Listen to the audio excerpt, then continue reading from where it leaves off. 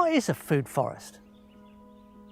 Well, we're all quite familiar with forests and forests as an ecosystem with great diversity of plants, animals and fungi all harmonizing together and interreacting in many, many niches and layers designed by nature, maintained as a system in perfect balance. Well, imagine that as a system that produces food. The majority of the elements in that system being productive. That's a food forest.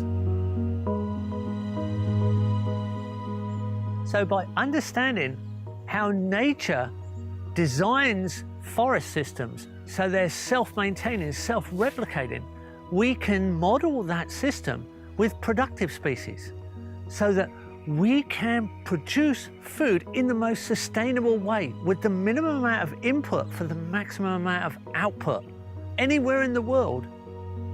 That's a food forest system that we can actually design and work with in long-term and permanent situations.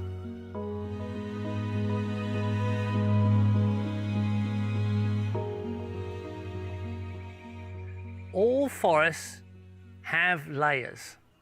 So you start off with a canopy layer, that's the top of the forest. Then you have understory layers, and under those you have bush and shrub layers, going down to herbaceous layers, which are non-woody plants. And then you have a root yield. You have plants that actually have large starchy roots. And then on the ground you have ground covers, and you also have a vertical layer of climbers. Now, all forests have those layers. In the tropics, you can have emergent palms and understory palms, and you can have slight variations in different climates, but you have a basic set of layers that occupy all the space. When we design a food forest, we put that layering system into action to our benefit for production and maintenance through function. Here in the subtropics, you have tamarillo as an understory, and you have taro and cocoa yam and cassava as a root yield. That changes from climate to climate.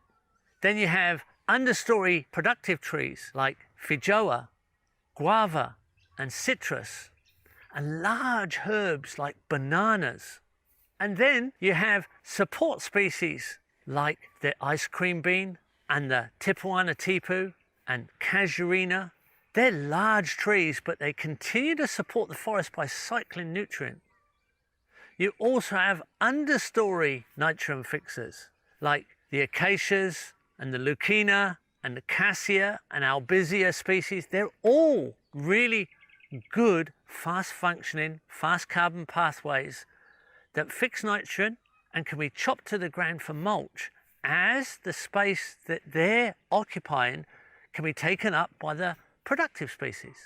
Here we have rose apples, mulberry, we have large legume trees, and we have large fruit trees. So you have jackfruit, the largest fruit in the world. We have bunya pine, a very large nut, but we also have pecan, which is a nut tree here that's also deciduous, loses its leaves in winter.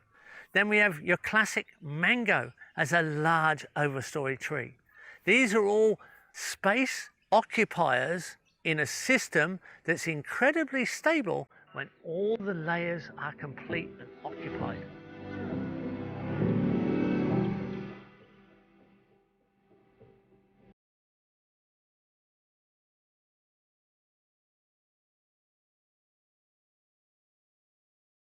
We can plant food forests by planting support species at the same time as the fruit trees and managing the support species to shelter and boost the productive species. Or we can just plant the pioneer support species until we get a stable canopy.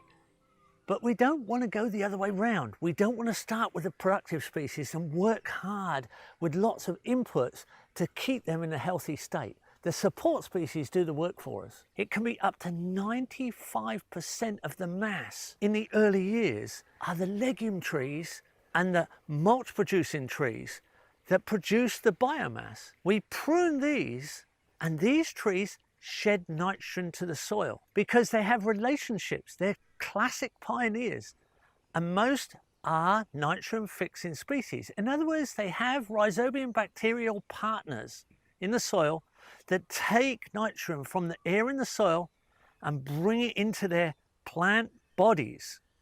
And they then eventually die, and that nitrogen is added to the soil. Now we can speed that process up. We can sacrifice those species with good timing after we've put them into relative placement. So over time, the species we sacrifice open up opportunities for our productive species. They shelter and support and provide the fertilizer, the soil conditioning, and the humus. So we stack the system in space, but we prune in relation to time. So we wait for the time of year when there is more rainfall than evaporation. After the period where it's been dry and the evaporation is higher than rainfall, there we need shade, and we leave the shade up. But as soon as the rainfall gets heavier and higher than the evaporation, we can start to cut and open up light avenues and space for our productive species to take up the gap. Now, over time, when we get to establishment, we've got less and less mass in pioneer support species and more mass in the productive species. And we end up with a reversal of mass. We have 95% productive and only 5% in support. So we don't just stack in space, we stack in time, and we speed up the process. These legume support trees that have been cut off as pollards may look a bit harsh, but they very quickly start to regrow. You can see here little shoots coming everywhere, and they're all the same. With the regrowth, we get a beautiful shade. Now that's handy in the hot time of year when we've got a lot of evaporation over rainfall, and it's actually a nurse crop for your fruit trees when they're young. Later on, we may cut them more regularly and keep feeding the soil, and eventually we may cut them out at a lower cut. They'll shoot a few more times, we'll keep adding that mulch, and eventually we'll cut them at ground level and not allow them to grow leaves so they actually die out. It's our choice. We're actually manipulating the forest so that it grows in our favor towards productive species. We change the way it grows in our favor. So here you see the pollard regrowth, and in just a few months in the subtropics you can gain all this wood. Now it might be once a year in a temperate climate, once every 6 months, every 3 months in the tropics. You're working with the cycles of the forest within climate, so you're feeding the soil with a fallen forest, and you're designing the way the forest falls. We can use animals to help us establish food forests. We can graze with larger animals, then they have to be out of the way because we're putting in the small plants. We can put in poultry, chickens and ducks, and they can prepare the ground. And then later on, when the trees are up, we can bring in maintenance cycles of chickens and ducks to speed the system up. And that way we can use our animals to gain an advantage while they're productive for us at the same time.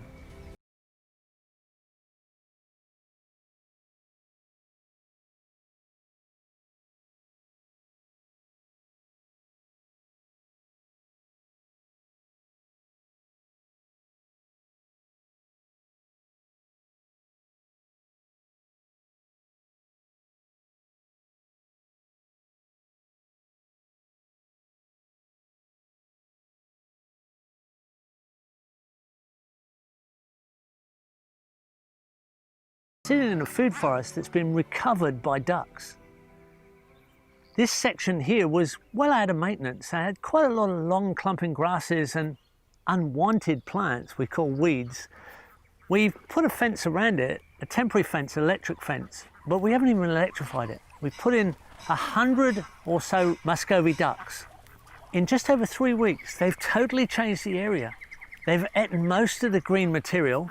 They've flattened out the grasses, they've manured the ground, they've conditioned the soil, and it's ready for replanting with the support species and interplants and fruit trees where there's gaps.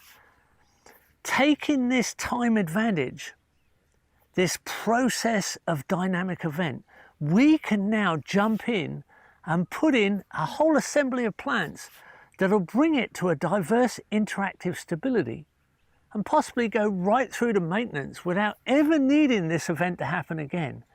This is taking time advantage from an animal interaction to a replant, which we can do any time we slip up on our maintenance.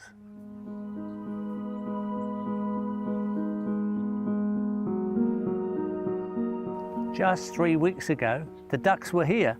Now it's recovered.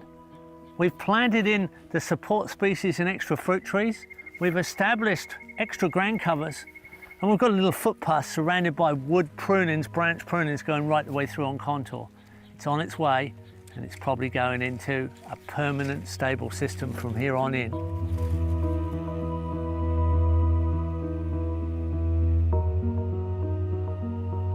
Food forests function as a living ecosystem, and they are so diverse and so stable. And there is nothing like this in modern agriculture. Nothing as diverse, nothing as stable, nothing as fertile. The production of soil is constant. The fertility is constantly increasing. The diversity of production is non-stop. So with a food forest system, you have a system that self-replicates over time. There are no systems that produce as much per square meter for the smallest amount of inputs. This is a system that is proven, even in urban agriculture. Many people have heard my quote, "You can solve all the world's problems in a garden." But what a lot of people don't know about that quote is, I'm referring to food forests. They will work anywhere. And these systems give us permanent security worldwide. We just need people to realize that if we all move in this same direction, we can solve all the world's problems in our food forest gardens and supply all our needs without causing any damage whatsoever. In fact, we, humanity, can be the most beneficial element on this planet.